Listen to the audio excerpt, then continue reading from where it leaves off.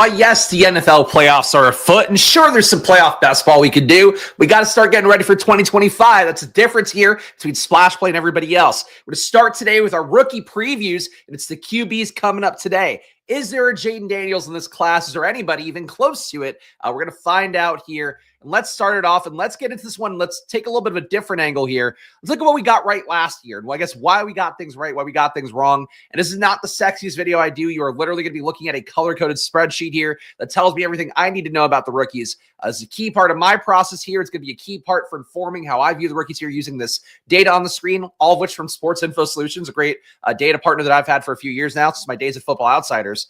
Basically, what we're trying to isolate here for QBs. What are they good at? Are they good at running? Are they good at deep ball throwing? Are they willing deep ball throwers? The main things we're looking for generally for fantasy QBs to tap into that upside. It's been the reason I've been able to hit on Anthony Richardson in the past, Josh Allen in the past, Jayden Daniels most recently, is the combination of deep ball throwing with running, upside, running, willingness is really the main thing here. Those two things coming together tends to add the most value. So if they're a really accurate passer like Jayden Daniels, you can see here, Jayden Daniels to me, as I mentioned, and people laughed at it initially, and now that we've gone through the season, I think we would say it feels pretty right.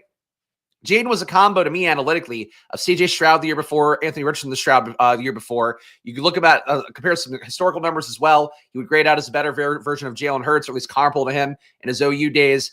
Better than Josh Allen. I would say better than Lamar as a passer in college. It's sort of what we're looking for here. Every year, I'm not really going back and looking at the various historical archetypes. I just had to write that up for a column before. But basically for Jayden Daniels, he was a plus EPA per drop back guy. Pretty accurate overall, 74% on target rate, 85% catchable ball rate, plus EPA thrower downfield, ran 9.4 times a game with a plus EPA, avoided tackles 36% of the time. Point is for me is that Jayden Daniels, with his outcomes he's had this year, was kind of a perfect prospect. And even with how perfect he might have looked to me here, how well he performed at LSU, you're creating outlier years for both Malik Neighbors and Brian Thomas Jr., he still didn't really do the same thing for Washington, where obviously he had a great year for Terry McLaurin. But it wasn't really an outlier in the same way that Brian Thomas's year was really an outlier in the same way Malik Neighbors was. But really the main thing is that he produced so well in college, you have kind of a hope that he can come to the NFL and produce well to some extent. So it's not going to necessarily be one-to-one where a guy had a bunch of targets that went off for him in college. He's going to have a bunch of targets that go off for him in pros. But it is one of those things where you see guys doing things well. You see guys doing things accurately, having plus EPAs at every level, short throws, medium throws, deep throws. You see them running enough. You can kind of put together the picture here that this guy's going to do well in almost any situation. They can still get ruined by a coach. They can still get ruined by a situation. But that's sort of the main thing you're hoping for is this guy has the talent to theoretically win out, no matter what he's kind of handed in terms of what comes in the NFL draft process. Shout out to the chats as well. I do appreciate this here. Of course, just trying to focus on getting the concepts across here. Let's see. If this is the 2024 list for the record, great rookie takes last year. I appreciate that. And our guy, Gabe Davis, the QB class may suck, but I take any of them as my QB. I miss Josh. I mean, look, for Gabe, you have Trevor Lawrence. You maybe have Ben Johnson. Probably not. But you got things looking better for Jaxson. There's hope for you, Gabe. There's always hope. All right, so basically what was wrong with the QBs last year? What was stuff that stood out that maybe people missed? Caleb Williams being really on target. I guess off target a lot would be a better way to say that. 67% on target rate. Drake May, another guy who struggled with his accuracy with on target throws his last year in college. Does that mean that that's the reason why these guys didn't have great years? Drake May obviously had the big fantasy upside. I'm not sure I'm comfortable saying that, but I think that there is a little bit of a willingness to overlook some of the bad stats here because we know guys are going to get good draft capital. So for Caleb Williams, we know he's going to be the number one overall pick. For Drake May, we knew he was going to probably be one of the top three.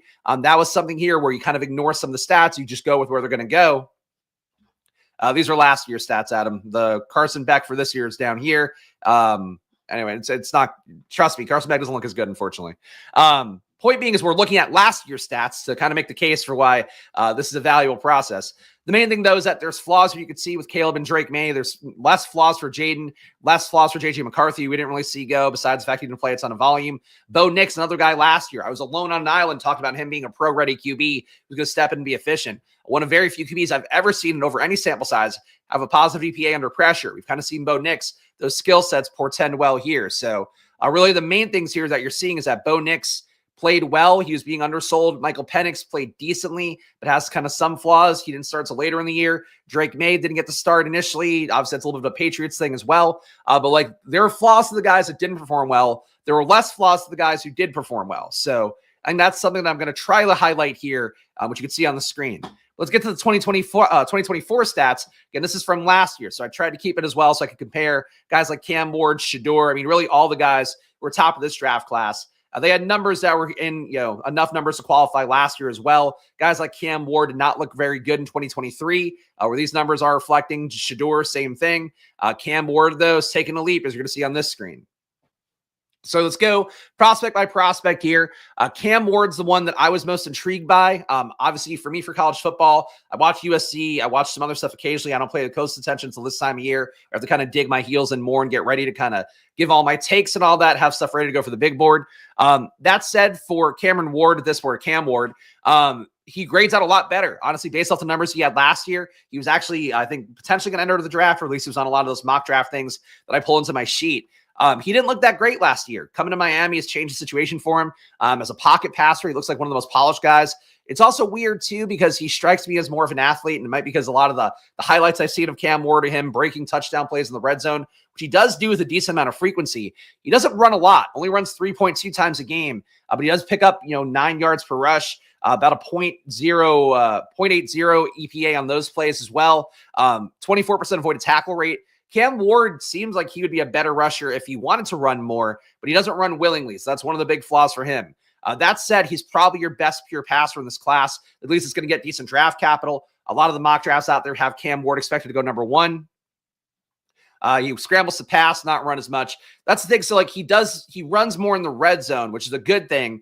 His runs are going to be your highest value runs. If I had to guess, it's why his EPA is so high, because he's breaking like 15, 20-yard runs with at least 4 or 5 times a year based on the plays that I've seen. So that's the main thing here, but he'll run for high value stuff, but overall not a lot of running volume. He does pass well at every level. 0.2 EPA on throws under 10 air yards, 0.75 EPA on throws to 10 to 20 air yards. The main thing here is that he's thrown those a lot. 25% of the time he's hitting 10 to 20 air yards. So he's moving the ball past the sticks. He's not really aggressively attacking downfield, though. Only a 13% rate. For comparison, last year, Drake May had a 17% deep ball rate. Jayden Daniels, 15. Caleb Williams, 15. So we're talking about a less willing deep ball passer, but a guy who's probably just as good as moving the sticks as a guy like Jayden Daniels was last year. So I think for Cam Ward, as a passing prospect, he looks good. Low interception rate, high TD rate per attempt, a 9% touchdown rate for him compared to a 1.5% interception rate.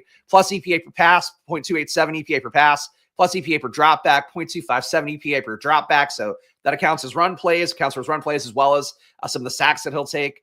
Basically, to me, Cam Ward looks like your most pro-ready prospect. He's the one that you should be steaming up day one. I don't want to spoil things here, but he's the guy that's going to get the draft capital, it seems. The film looks good for him. The rates look good for him. His last year numbers, you want to critique that. They weren't quite as good. Cam Ward also, I believe, is 22. So some of the guys in this class are 24. Yeah, Cam Ward's 22, turns 23 May 25th. So a young enough guy as well.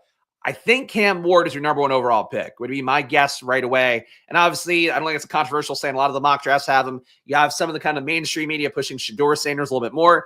I don't think Shedeur is that guy. I don't think athletically he's going to come out much better. But none of these guys, I have to say, are going to be, at least my expectation, I don't think they're freak athletes like the previous classes we've had.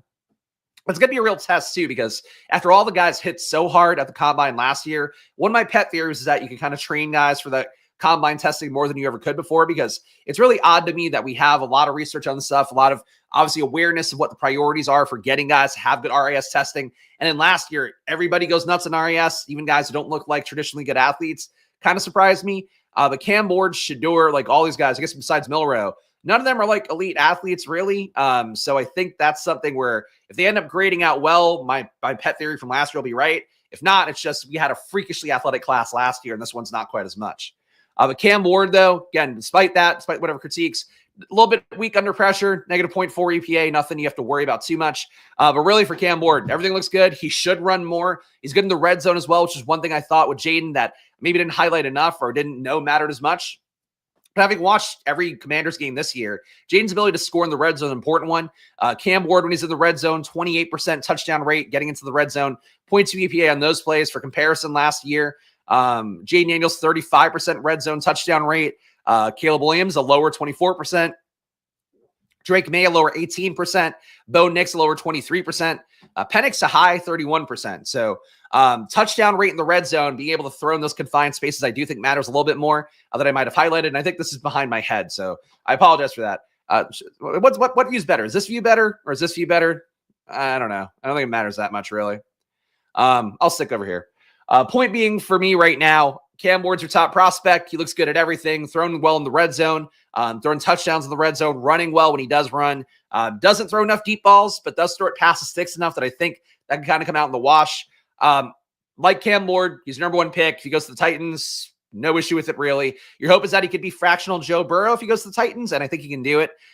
Maybe the biggest flaw for him, catchable ball rate could be a little bit higher for a pocket passer. On target rate could be a little bit higher, but he's thrown enough air yards. You know, I feel okay about Cam Ward, and anything else is kind of a micro critique. But the main thing I'll say, though, is like, I don't think he's the previous QBs. I feel the same way about him as I did Jayden Daniels. I don't feel the same way about him as I did CJ Stroud a couple years ago, AR, for different reasons. But I think he's still a very strong prospect. And I think it's unfair to say, like, oh, this got to be number 7 in last year's class. With his numbers last year, he would have been. With this year's numbers, I think that he's more of a probably would have been around McCarthy with this year's numbers. But that's my guess here. And I think he'll be just fine. Like McCarthy will be just fine. And the fact he's 22 doesn't hurt. Milroe's a freaky athlete. Rest are kind of blah, Big Ben the comp for Cam Ward. Yeah, that's fair. Shedeur's not as big as Ben, though. 6'2", 223 is his listed size. So he's probably more like 6'1-ish, 215-ish. Ben, obviously, larger man. But yeah, it's similar play style. Honestly, your Dante Culpepper's a little bit if you're going to throw it back. Like he does play like a bigger bodied guy, I guess. So I could see the comp, but he's not that big. Shedeur is up next. So Shedeur is one where I really was not impressed with the numbers last year. I got to say, too, watching some of the video, and I normally try to not watch video before. I check the data, then I watch the tape after and watch, highlight stuff first, then try to watch some games to get a read on guys.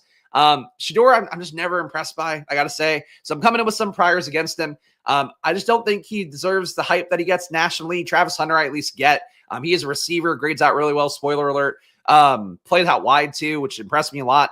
I just don't think Shedeur is that great. I think he's kind of an over-marketed product of I would even say a system, just a product of like hype. Like I think if you had anybody else's name, and I'm not one of the guys that like, if you named Luther Bird and Terrell Owens Jr., he'd be a lot better. Tet McMillan, whatever they're saying for those guys. I don't really buy that as much. I think it does matter a little bit. Pedigree actually does have some correlation with guys' success in the pros, having a pro athlete, father, mother, whatever the case may be.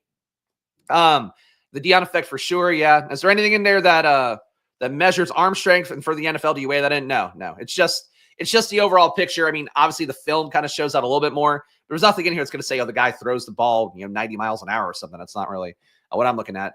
Nepo baby might be a stretch strong. So here's the thing. So let's look at the positives for Shedeur. 84% catchable ball rate. That's good. 75% on target rate. That's good. Intended air yards is 7.4. Not that good. People critiqued Bo Nix a lot last year, having 6.4 intended air yards per attempt. I think the assumption with Shedeur is like he's some gunslinger who's out there, like Willie Beeman style, run around the pocket. I feel like, honestly, and this is the thing it's uncomfortable to talk about as somebody that's not black, but like I feel like the black QB thing with guys in college, like they get these weird, they get pigeonholed in certain ways where it's like, he's got to be like this, he's got to be like this. Even though we've had like 50 like legit pro QBs, not the same as when a lot of people watching the stream were kids, myself included, and it's like, we had Mike Vick, and it's like, this is crazy. It's like him and Randall Cunningham are the only people we've seen actually playing. Now it's like this weird thing where like people want Shedeur to run more. He runs 4 times a game. They think he's like a deep ball passer. He only throws it deep 12% of the time. He's just not like an electric player. He's kind of mobile Bo Nix is the way I would view him. And I don't think it's as good as Bo Nix. That's the other part of it. EPA-wise, Bo Nix stood out a lot. 0.142 EPA per pass is not very good for Shedeur. 0.12 EPA per dropback, also not very good either. Big 12 defense merchant, sure. I think for Shedeur, I think he's just more brand name than player. But that said, that doesn't mean that he's not a good enough player to take on like a big board or whatever. If he goes behind Cam Ward, people are stupid. Like Cam Ward's a better prospect. Honestly, I think there's a world too where, not to spoil it, we're to go QB by QB. I think Jaxson Dart might end up being a better prospect, which shocks me too, because he really was not anything to write home about at USC before they switched things over. Lincoln Riley came in, brought Caleb in, Jaxson Dart got shipped out. Jaxson Dart's numbers and his film has impressed the shit out of me. For Shedeur, I just see like an over-marketed, like he looks like a college player. He doesn't look like somebody that's ready to take the next big leap. I don't see any unique talents either, which is another thing that I know like the people who are really good at draft analysis tend to say is like, you got to have at least one thing you're great at. There's nothing he's great at, and he's not good at everything like Bo Nix is. So that's where my critique would be. That said, low interception rate, 2% interception rate, touchdown rate around 8%, nothing wrong there. 7.4 intended yards per attempt, a little bit low, but that's fine. Takes pressure a lot. I think he forces pressure on himself a little bit more too, based on what I've seen, to 34% pressure rate. That said, Colorado, for as hyped as it is, they don't have a ton of talent, so you can maybe give them some grace there. Does throw a lot of short throws, 59% throws, under 10 air yards. That said, he's very accurate doing that, 85% completion rate on those throws. So he's getting to where it needs to go. He's not AR. He's not missing short throws. Nothing weird there. Mid-range, he's throwing not enough, 14.5% throws past the sticks, compared to 10 to 20% here, or 10 to 20 air yards, 25% for Cam Ward. You're talking about him moving it past the sticks about, almost half the time that Cam Ward is. It's not where you want it to be. Again, EPA is one thing that tells you how these guys play. Like you worry about arm strength, whatever, and all that. Worry about some of the athletic testing. But in reality, what EPA tells you is like, hey, this guy's moving the sticks. This guy's not moving the sticks. And when you separate it by air yards as well, you see that Shedeur is just not really getting the ball where it needs to go to get drives sustained, to make drives happen better, to get receivers, more shots to play downfield, to make plays downfield. Shedeur's not doing that. So he's a more accurate prospect than I would have expected. Like he's clearly finely tuned in that front. One of the more accurate ones with that 84% catchable ball rate.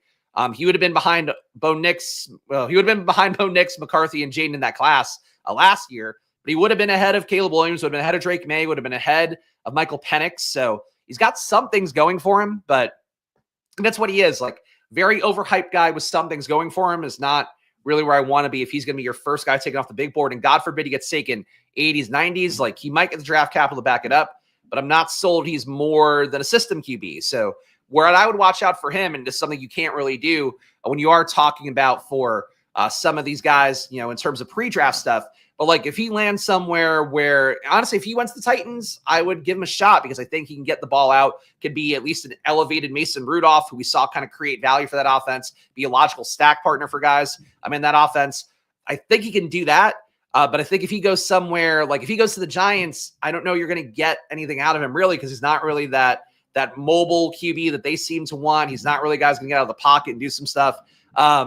So that's where I would worry about Shedeur. Is like he's really situationally dependent. I think he's going to get overdrafted in a big board situation just because of the brand name. People know he's expected to go top 10. It wouldn't shock me if he fell either. I assume the athletic testing will be okay because I think if anybody's going to benefit from sort of that being figured out, it's probably a guy like Shedeur, whose dad's Deion Sanders, and like he knows the system and he's also a freak athlete. So I think for Shedeur, that RAS stuff might help him out.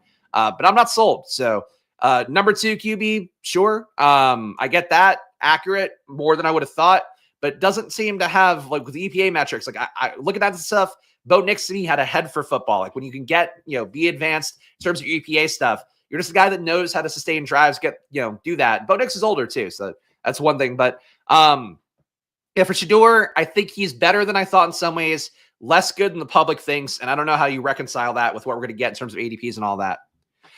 Jalen Milroe. So Milroe is another guy I was kind of excited to see. I know the athletic pedigree. I know I've seen some of the social media stuff. The Bama fans also critiquing him for his focus on NIL deals and shooting videos for that stuff. For Jalen Milroe, I'm not impressed with the numbers even a little. I was hoping I would get an AR out of this. He does run a lot, ran 11.2 times per game. Shedeur is expected to be 6'2". We'll see what he grades out at when he gets actually measured. Milroe ran 11.2 times a game, 6.3 yards per rush, not a high EPA. So he was a runner of volume, but not efficiency, which is not really what you want to see in college. Playing in the SEC, you can, it's the closest comp you're theoretically going to have in a one-to-one with the NFL. Though the SEC is not as good as it used to be. That said, though, if you're running 11 times a game, you should probably be more efficient. Jayden ran similar amount of times. He was really efficient. AR ran a good amount of times. He was more efficient. I think for Milroe, that's sort of the issue here. So that's the sense I have too. If you go back to Milroe's 2023 numbers, they look a little bit better. He was a plus EPA per dropback guy, plus EPA rusher. I mean, he was going into, this Kalen DeBoer kind of offense. DeBoer, I don't know how you pronounce the last name. But he's going to this offense that was kind of similar to what Penix was, theoretically, no Ryan Grubb there, but was a lot of concepts that were the same as Washington. Doesn't seem like that's Milroe's strength, just kind of sitting back and chucking it. But that said, he had more air yards per attempt last year, was still wildly inaccurate. I think the main thing for Milroe is for both last year's numbers that look a little bit better in this year's, he's probably going to be wildly inaccurate. He's probably going to have a hard time starting for that. The same thing as Drake May, same thing that we're seeing now more in year 2 for AR, but was certainly there in year 1. You're going to have to coach out the bad completions, and that's always a difficult thing to do, or the bad attempts, rather. So Jalen Milroe with a 67% on target rate, 79% catchable ball rate. He's not where you want to be. The catchable ball rate, though, it's weird. He's not on target, but it's not that far off the catchable ball rate of Cam Ward. I'm going to keep saying Cameron because he's listed as Cameron here. For Milroe, though, he's like a very much piece of coal that needs to be transformed into a diamond, I think. Ran a lot of QB power, and it was pretty bad. All right, so, yeah, willful rushing, not good rushing. I would say for Milroe, he can get a first-round draft capital pick on him. That would be enough for you to want to take him. The rushing potential, the willingness to run, the kind of innate desire to run / coaches want to scheme him to run. It's kind of the same thing as running backs. Volume there is going to create volume in the future. So that I would get. But I really worry about the QB parts here under pressure, a negative 0.7 EPA, and he saw pressure 36% of the time. Short throws, he was bad at 0.02 EPA on short throws, and he threw them more than half the time as well. 10 to 20 air yards, not very good either. 0.3 EPA was decent downfield. So he runs, he's okay downfield. Fantasy wise, again, if he were to start, you'd play him. But the issue is can he get to that starting job? It all depends where he goes. 14% deep ball rate as well with that 0.9 EPA. Red zone touchdown rate is really bad. So again, if we're going to say that Jayden, one of the reasons he was successful is that he was really good in the sight window throws. We're going to say that maybe that's the reason Cam Ward succeeds. For Jalen Milroe, 14% red zone touchdown rate, bad. Negative 0.4 EPA on the red zone. You're actively killing your team at that point. So not good signs. So Milroe seems like a video game player kind of guy I would have in Madden and develop and then try to make him into something if he were on my favorite team. I think for Milroe, that's what he is in reality as well. Don't expect him to get top draft capital. I don't know how you could see him in these kind of scrimmage situations, these RAS testing, the combine situations, and feel like he's going to be a good thrower. And that's something that would spook me a little bit. But the big arm should be there and the willingness to throw deep should be there. He's your best deep ball thrower in the class, who seemingly is going to matter and get good draft capital. So Milroe, better fantasy player than a real life player, and the lack of real life, analytic upside here, I think maybe keeps him off the field for at least the start of the year. So that'd be my concern for Milroe. Better deep ball QB, short immediate throw precision isn't there. I mean, the main thing is you're getting if Jayden was a combo of Stroud and AR, and that ended up being a comp that I feel like ended up being right. I think for Milroe, you're getting shittier AR. You're getting shittier AR, and you're hoping it works out, and that's sort of it.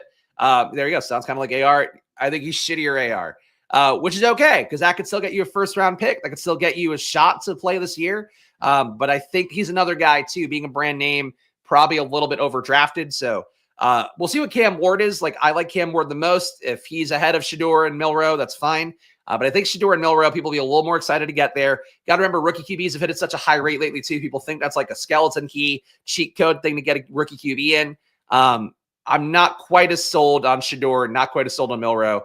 And yes, smaller too. It's a good point. Milroe projected to be 6'2" height, 225 weight. So definitely not as big as AR either, who's basically a mountain of a man. Quinn Ewers, another guy who regressed this year. Thought he looked pretty decent last year. His EPA per pass was a lot better, I believe. 0.22 EPA per drop back last year. He was good on short throws, good in mid-range throws, not as good on deep throws. I was willing to do it. But really, I don't know if it's the Archie Manning thing and being banged up. But Ewers has really regressed in every metric here. Still a positive EPA on throws of less than 10 air yards with a 0.14 EPA there. A lot of checkdowns this year, though, with a 60% short throw rate, throws of under 10 air yards. Mid-range, 20% rate there, 0.36 EPA. That's okay. Downfield, still not a willing downfield thrower. The same 10% rate he had last year. He has, again, in a 0.5 EPA there. He didn't run very much, and when he did run, he didn't add a lot of value. Quinn Ewers was a guy who I really felt like wasn't too far off J.J. McCarthy last year. This year, disastrous looking. Still okay catchable ball rate at 80%, but would like it to be a little bit higher. But again, you're okay. It's just Shedeur throws a really high catchable ball rates. That's kind of skewing the numbers here. Ewers not impressed by low A.2 with all the checkdowns. Under pressure, he's given up a 1 EPA on pressured throws. Really nothing for Quinn Ewers to like here. It's possible I think he goes back for one more year. He probably should, because I don't think you can do worse than he did this year. But he was a guy that I really would have thought this year would come in, be a first-round pick, be an undervalued guy. As a pocket passer, he's not evolved and doesn't look very good. So Quinn Ewers, to me, if he gets a draft capital, great. I probably would not go out of my way to get him in a big board because I'm not sure what the upside is. And if he is there, he's probably more of a stack guy that you want to know the receivers with him. Ewers' arm is an NFL quality IMO, I guess. But like, again, if he produced well enough last year, he was still a low A.dot guy last year. Like, he ran a Bo Nixie style kind of offense last year in terms of the efficiency and all that. So I think he would have had potential, and I think he still might have potential in there. And look, it's tough to have like the fucking Manning progeny, be your your backup there. People are clamoring for him to play. Like, it could be a tough scene. I would be curious to see him play in a different situation. But then, he's getting another year older. I think he's young enough, though. I think he's also 21, 22. Checking his age. I should have it on the sheet, but I don't. Yeah, he's 21, turns 22 in March. He can go back for one more year. He probably should. Also lost his 3 best options. They didn't analytically perform that much. Arch, though, waiting patiently for that. We'll see. I've not looked at any of his numbers yet. Shout out Kendrick. Appreciate him saying, everyone here, please like and support the show. Yes, please do. Again, if you're here for this content in January, you should be subscribed to the channel. Hit the like button, leave a comment. Again, I'm the only person willing to publicly do this work in January, and I know it's like not the sexiest content in the world. This is what makes me good at what I do, and I appreciate guys like Kendrick saying it for me. But really, please do hit that like button, subscribe here if you're appreciating this content, get value out of it. And I'll do an abridged version for the people that can't watch an hour video of somebody kind of figuring out process, explaining things data-wise and all that. But these are the takes that inform everything I do the entire year in best ball and the big board especially. So that's what we're doing. Thank you, Ben. It's really sexy. I appreciate that. Ewers' game went downhill as soon as he got rid of the mullet. That could be a part of it. It's like Samson. Can't cut the hair. And if I'm missing any names, guys, let me know too. I pulled in, as I always do, from CBS's mock drafts. Try to cross-reference, but sometimes there are some names that come in, names that I might not have in here because I'm not pulling everybody in off the top of my head. Just names that I hear in social media I know are going to be top picks, and then kind of fill it out from there and use the mock drafts to do the rest.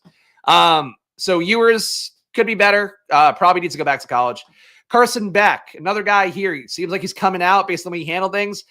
He got unlucky this year. 82% catchable ball rate, 65% completion rate. So that's a tough season for him. I don't know where you want to place the blame at. Our guy Adam may have something that he wants to point to more. Didn't get pressured a ton here. Great O-line, at least historically for Georgia. That makes sense with a 19% pressure rate. That said, low pressure rate, he was awful. Negative 0.9 EPA during pressure play is not what you want to see. Short throws, he didn't add a ton of value, but that's okay. 0.09 EPA and throws under 10 air yards, which he threw about 55% of the time, which is pretty close to average. 10 to 20 air yards, he threw a little bit more. It wasn't very good at it. 54% completion rate, 0.27 EPA. Deep throws to 20-plus air yards. He threw 14% of the time, which is one of the higher rates we've had so far, just behind Jalen Milroe. That's at a 0.2 EPA on those plays, so he didn't do well there with a 31% completion rate. In the red zone, 25% red zone touchdown rate, which is better than Shedeur, better than Quinn Ewers. So he's at least scoring in a constrained situation. That's a positive. 0.1 EPA there. Running, he was efficient when doing it, so he knows when to run. Only ran about 2.8 times a game, though. Good for a 0.4 EPA. So Carson Beck was a guy that I thought would have been a top 5 pick last year. He was a plus EPA player at every level. He did have better players at Georgia. Of course, did have Vlad McConkey there. Did have Brock Bowers. That probably helped him out a little bit more. Beck just falling apart this year. I don't know if it's a lack of talent. It's not a great sign that you want him to have some of the elite talent. Like if you're losing Ladd and you're losing Brock Bowers, like a lot of NFL teams right now, based on how those guys play this year, they don't have a Ladd or Brock Bowers either. So you might not even expect that to be there for you in the pros. I'm not sure what you're getting out of Beck here, but let's see. Lost 7% of his completion percentage from drops, or lost 7%, and over 650 yards. So there you go. That makes sense to me. Again, we saw right away. I did not know Adam was going to give me that stat in advance, but really low completion rate, really high catchable ball rate. It's kind of not on him. He's not on target as much as he could be, but I think for Carson Beck, there could be hope for more here. I don't think with how he played this year, he gets a first-round draft pick on him. If I had to guess, he's probably going more the Jaxson Dart range. And if he goes to Jaxson Dart range, I'd rather have Jaxson Dart. But Beck, I think, has got more in him. I think got kind of sold by his receivers this year. that's tough to see. So for Beck, give him more weapons. He might get there. But again, you still should be good in most situations, I think, and he's not good in anything. EPA-wise, it's not adding value in really anything I would see here. But the catchable ball rate's not bad. 82% catchable ball rate in the SEC. Guy who looked good, at least when he had good guys around him before. There's reasons to take shots on Carson Beck, even though he's not really like one of the top guys here to me.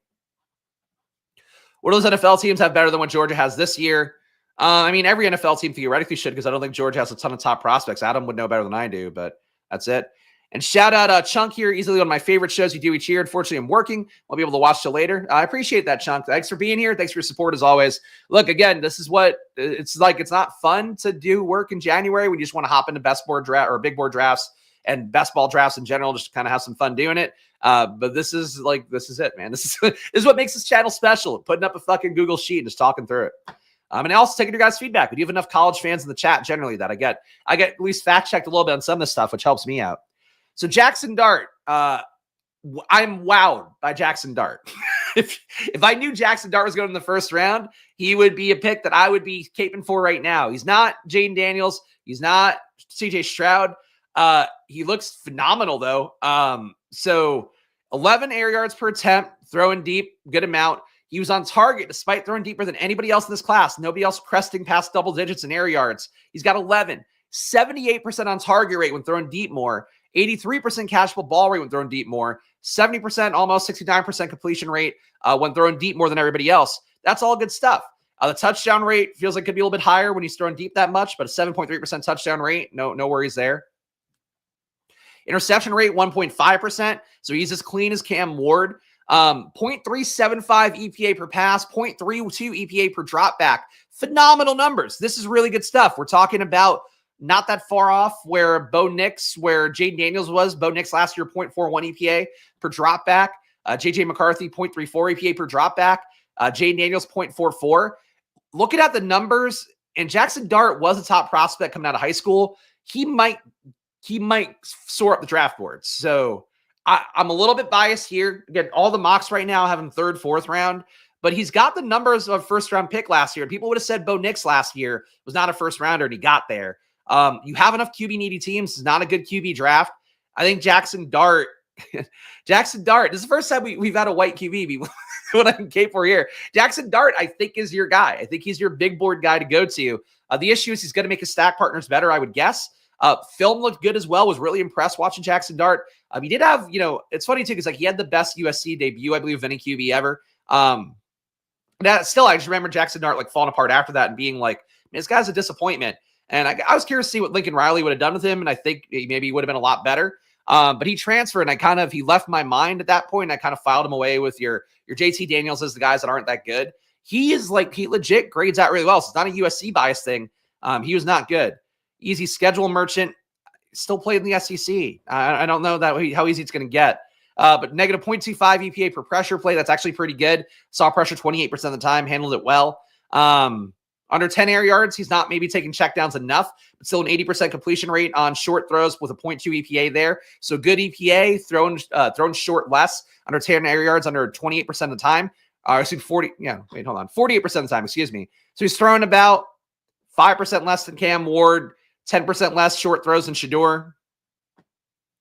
For Jaxson Dart here, 1 EPA on throws of 10 to 20 yards, so moving it past 6, he looked good. Very willing deep ball thrower, the most willing deep ball thrower in the class, the 19% deep ball rate and a 0.7 EPA on those plays. You would love to see that be better. That's where he does fall behind. Caleb does fall behind Jayden Daniels last year, where those guys were 1.5 EPA per deep throw guys. You get about half that production for Jaxson Dart.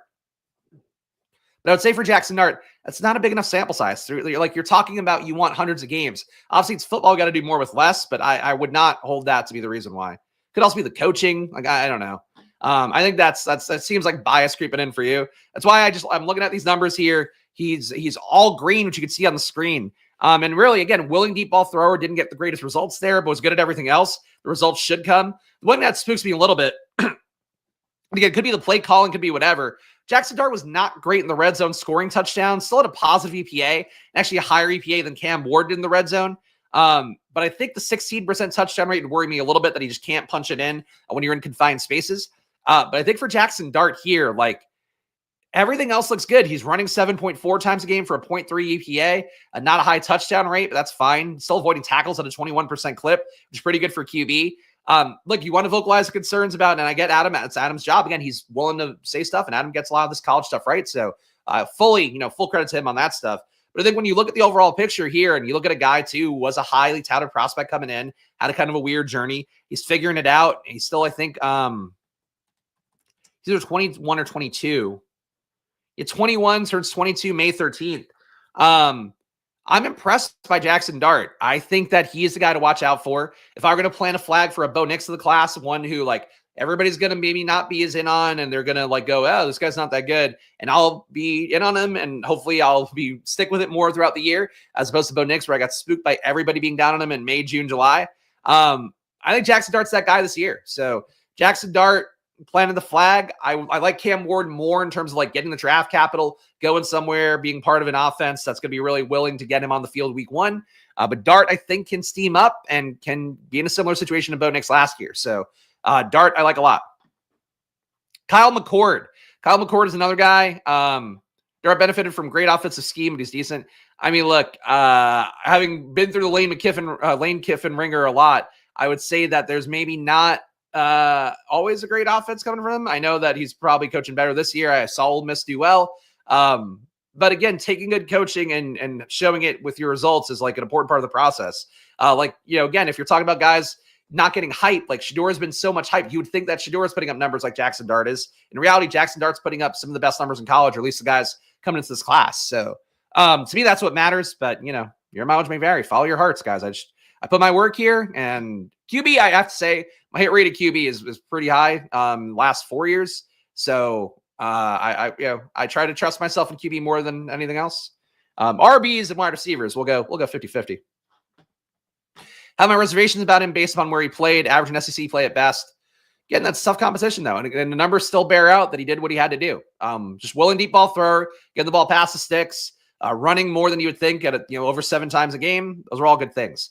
Kyle McCord really seems like more of a check down artist, 8 air yards per attempt, drop back a ton as well, 49 dropbacks. When you see good counting stats for Kyle McCord, you don't want to throw him out, but like he was really getting volumed up to be a little bit better. Still efficient though, with a 0.217 EPA per pass, 0.202 EPA per dropback. I don't know. I just pulled in again the mock draft. If he doesn't come back, then we won't worry about it. But I'm still covering the guys here that are in the mock drafts right now. For McCord, he handled pressure well, 24% pressure rate, negative 0.35 EPA. You're talking about a pro caliber. A good pro handles pressure at about a negative 0.3, negative 0.2 rate per EPA there. Not a lot of touchdowns, yards after catch. You can get a lot of help there. And if you want to critique Jaxson Dart, by the way, that's maybe one way you could. Good amount of yak for him on deep throws. So he was kind of creating splash plays a lot. But the show's fucking called Splash Plays. So I don't know. You should critique him for it. But these guys all a little bit yacky. Yak is one of those things where for Trevor Lawrence, there was a reason I critiqued Trevor Lawrence a little bit, was that he kind of graded out as a system QB to me a little bit with that, which I think is kind of proven to be true. Yak can go both ways, though, where the QB creating yak for his receivers is a skill. The yak being a part of an offense, it can kind of go either way. But you do have a lot of yak for Cam Ward, Jalen Milroe, Quinn Ewers, and Jaxson Dart. Not a lot of yak for Kyle McCord, though, which maybe is impacting his TD rate a little bit. Obviously, Syracuse didn't expect to have the highest level talent anyway, which definitely was one of the things I saw with Sean Tucker a couple years ago, playing at Syracuse. All the competition he had, and Sean Tucker's like highlight reel, which obviously he's looking better now. Why I didn't like him in year one. He basically just played like the shittiest teams, played like Mercer, beat up on all these dog shit teams that are on Syracuse's schedule. And then like no highlights of him versus the decent team Syracuse played. That's Syracuse's kind of record in general. But that said, I think McCord, not bad. Not a willing deep ball thrower, which always spooks me a little bit. When you're not a willing deep ball thrower, you immediately kind of become more of a backup range QB to me. Unless you have a reason to not be that, like getting drafted highly. McCord to me, though, I think overall seems kind of like a Jake Haener type, where I didn't look at McCord's age. Kyle McCord, this will matter a little bit. 22 years old, turns 23 in the fall. Yeah. A little bit of experience from McCord. I think he's playing like a guy who's got the experience, but internalized it well enough. I think he's a career backup guy. He doesn't give me the feeling of a Jaxson Dart, but he was decently efficient with the EPA numbers. Didn't really, again, positive EPA numbers, short throws, medium throws, deep throws. It's still the main thing we're looking for, but not wowing me overall. But he could be a functional backup. I think he kind of looks to me like Jake Haener has in the past. Clayton Tune to a similar extent. So that's where my brain goes. Like, he looks like a qualified backup who probably starts a few games just because of how that looks, being a backup in the NFL today. But not a lover of McCord. I don't know there's a whole lot to cling to here. Kurtis Rourke for the revamped Indiana team. Numbers look good. They did protect him a little bit, though. Not a lot of dropbacks per game, under 30 here. So we got a 76% on target rate from 82% catchable ball rate, 0.37 EPA per pass, 0.33 EPA per dropback. That all looks pretty good for Kurtis Rourke here. Negative 0.4. Underdog said no drafts till summer for you. What? I don't think there's no drafts till summer for everybody else. There's going to be probably a draft coming up, maybe in a week or two, but at the very least in like 3 weeks. The pre-drafts start in late January. At least that's what they did last year. Previously, they would start after the Super Bowl. Last year, they moved it up to, was it like January 25th or something like that? So this year, I don't know. It could drop next week and it wouldn't shock me. If it dropped right after playoff basketball, that really wouldn't be the craziest thing in the world. For Kurtis Rourke, though, moving it past the sticks with a 0.7 EPA on short throws. He didn't throw them a ton, but 56% rate. Took a 0.3 EPA on those. Deep throws, 13% rate. Also not the highest. Kind of really more of a guy isolating passes towards the past the sticks area. But deep throws, a 0.85 EPA on those. In the red zone, he was a monster. 39% red zone touchdown rate, a 0.6 EPA on those plays. Didn't run very much, so we're not getting value there. Kurtis Rourke, another guy, if he, what's his age? Because he was one of the James Madison transfers, right? So he's 24. That's the downside. Turns 25 in October. So we're talking about even older than Bo Nix. So probably more of a backup. Probably more of a backup unless he goes somewhere like the Colts and he'd have a competition with AR and AR somehow loses that job and Rourke's much more effective. Too old, but really impressive numbers playing in Indiana. And again, 6'5" is the listed height for him too. That does matter a little bit. I would say that with for Kurtis Rourke here, he looks a lot better than I would have thought. He looks a lot better than, frankly, some of the guys are going to be drafted higher. But he is 24, not a likely high prospect. That's that. Dort's probably better than I give him credit for. 19 of his 29 TDs came against Georgia Southern, Furman, Duke, and Arkansas. There we go. All right, look. It's the numbers are the numbers, man. It's still just about the overall thing, and follow your heart. Riley Leonard. He's coming back, right? He's in the mock draft. 22. I mean, we'll cover him. Thought he was supposed to come back. But anyway, for Riley Leonard here, doesn't grade out that well for me. Not a high EPA player, not a high catchable ball rate player, 78% there, 69% on target rate, 0.06 EPA per pass, 0.05 EPA per dropback, negative 0.6 EPA per pressured play, 1.1 EPA on short throws, which he throws a lot. He doesn't get it downfield very much, doesn't even get it past the sticks very high, 19% rate, 0.2 EPA there. For Riley Leonard, downfield, only throwing it plus 20 air yards, 10% of the time, and negative 0.3 EPA there. Leonard does run a little bit, which adds some value to 28% rate. He doesn't really seem like a pro caliber runner from what I've seen. Though granted, I haven't dug it enough. Leonard to me looks like kind of a college QB. Probably needs to not come into the draft to be my guess. But that's basically it for right now for Riley Leonard. I didn't love him in these numbers. I don't think he looks that impressive. But give him one more year. He's still young enough to come back in, being 22. He has a shot at being a Bo Nix type next year. This year, I don't see it. And Will Howard here. Will Howard, very high on target rate. Highest of this class was 78%. 83% catchable ball rate for him. 0.34 EPA per target, or per pass rather. 0.32 EPA per drop back. That's pretty good. Handled pressure well. Saw it a low 22% of the time, but only a negative 0.25 EPA. Tied with Jaxson Dart for the best pressure rate in the class, or best pressure EPA in the class. Short throws looking okay. It took him 61% of the time with a 0.2 EPA. Middle throws, the pass 6 throws, 10 to 20 air yards. 0.6 EPA, took those 24% of the time. That's good. He's moving the ball past the sticks. Not taking enough downfield shots, but he was good when he did it with a 61% completion rate and about a 1 EPA on those plays. Great in the red zone, 35% touchdown rate. Not really a willing runner, not really a good runner either, but does score some touchdowns there. Will Howard, another guy, probably going to go later in the draft, third, fourth round. Maybe gets teamed up.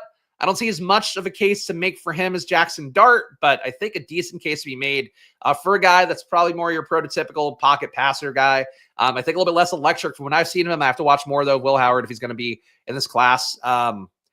Yeah, I think numbers look good. That said, Ohio State does keep having pretty good production overall for their QBs, and obviously pretty decent talent at receiver. Less talent than they've had recently. It seems like they're actually getting – well, that's not true. With the rookies coming in, or the freshmen coming in, rather, it's probably as good as it was with some of the guys that have been drafted highly in the NFL. So I guess that's the question, really, is like how much of it is OSU, their system, the guys they have around them. Howard last year, I don't think graded out quite as well.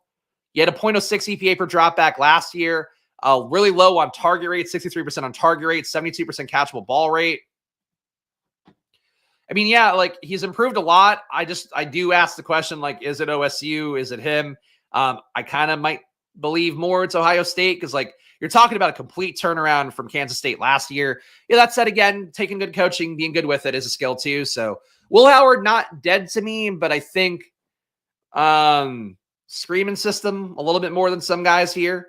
But not yak system stuff, but it's just like this is how Ohio State QBs look a lot. Maybe not a bad sign for him that he looks like Stroud did, like he looks, but I have questions right now. But that's QBs, guys. 45 minutes here, in and out. I think that's it. I think one thing I've been toying with doing as a premium video is watching some YouTube clips of these guys, watching, some quote unquote film, more highlight stuff and doing that. Do I have Drew Allar's numbers? I could pull them in, I think, if they're in here. But I'm not sure if I'm going to do that or not. So hit the join button. Let me know if you want me to do that. If you're going to join for it, join down below. Let me know the VIP Discord if you want to see me do some paywalled video watching stuff. I'm not like a film guy naturally. I just watch kind of the eye test stuff I'm seeing data-wise. But, I do observe some things and can kind of tell you, like watching Shedeur, I did not like his throwing motion. Didn't like his ability to step up and platform and stuff like that. But again, the catchable ball rate's high, so who knows? Drew Allar here looks okay. 0.19 EPA per dropback, 0.22 EPA per pass. What's his age? He's 21, right? Oh, he's 20. Okay, that helps a little bit. 21 in March, though, so not that young. But J.J. McCarthy-ish age last year. 0.2 EPA on throws under 10 air yards. 0.3 EPA throws past the sticks. Decent downfield, but didn't take a lot of those shots. Probably don't want him to take it. No. Probably more of a scheme thing. Decent in the red zone. I don't think Drew Allar would project super well for me. Like, I think he would be in that Carson, Beck, Jaxson Dart tier more than a surefire first rounder. But he doesn't look bad. And he probably would get first round draft capital, so that would help him out a little bit. But I think he looks less impressive than Cam Ward. Neck and neck with Shedeur. So maybe I could bump him up. If he gets a draft capital, he'd be like a 1-to-1 for me with Shedeur. But that's, again, with Shedeur getting high draft capital, Allar's just got to make that leap if he's going to come out. But he's already said he's coming back. So I don't know. Not that that's going to stop him or anything. In this class, I could see him wanting to come out because you have a lot of holes theoretically in the first round. But yeah, I don't know. I don't have a read on that yet. That's it for now, guys. Again, coming up soon. I'm not sure the order I'm going to do it, but running backs, wide receivers, I thought was interesting. RBs, I also thought was interesting. People talk about how deep that class is. I'm not really sold. Tight end, I thought was really interesting to tease that out a little bit. Some prospects people have compared to Brock Bowers. I don't know that they will compare in real life in terms of the historical precedent for either, with Brock Bowers being a high pedigree guy for years. But there are plays here. The class overall, I think, is not as good as last year. But I think there's some things to highlight we're going to see that do well. And I'll plant that flag for Jaxson Dart. I think he moves up throughout the process. We'll see. Guys like Adam disagree, so we'll find out. But if you want to see more of this content, guys, tomorrow I'm going to be back to the worlds of playoff best ball. I'm sure getting sniped by some idiot on stream, but let's do that one more time. Subscribe down below with the like button, leave a comment. Friday, I'll do my NFL preview for the Saturday and Sunday slates. Again, we're getting in the rhythm here of doing rookie previews every week until the big board opens. So stay tuned here. Going to be Wednesdays moving forward. I think possibly Tuesdays, one of those days coming up. I've got all my data done. It's good to go. And I'll actually share my data sheets here with the VIP Discord after this as well, so you guys can check a look for yourself. But please do support the show, subscribe to all that. Check out our sponsors, Underdog, $1,000 of bonus cash. You want to get ready for the big board, go deposit $1,000 now. Get in there. course, Stochastic for your NFL playoff DFS. Of course, NBA as well, where I'm doing the Splash Play NBA streams every day. You need some Stochastic tools and data to get in there and get some reads on slates. NBA has been fucking awful to me this week. But it was a really good run before this week. So please go check out NBA, check out Splash Play NBA, and check out Stochastic, 15% off the promo code SPLASH. And Unabated as well, $30 off. You want to get some good betting data in your life, run some sims, get some betting lines that are plus EV, whether it's the market-based stuff or the NBA projections. They have a team to make. They do a great job, and they're really a great partner for me, so please support them. Check out unabated.com and use promo code SPLASH for $30 off. Shout out to all the paying members. You too can support the show. Joining down below for $4.99 does go a long way for me here. More tiers, more data coming up soon, but for now, that's the best way to support the show and gamble responsibly. Even it's always money time here. Follow me at Chris Spags. Follow the show at Splash Play Pod. Check the chats one more time. Nothing there. All right. See you guys again soon. Enjoy your days. And 4 p.m. today on NBA, 5 p.m. on Stochastic too. You want some basketball content. But hey, good luck, guys. And hey, come back soon for more rookie shit. Bye.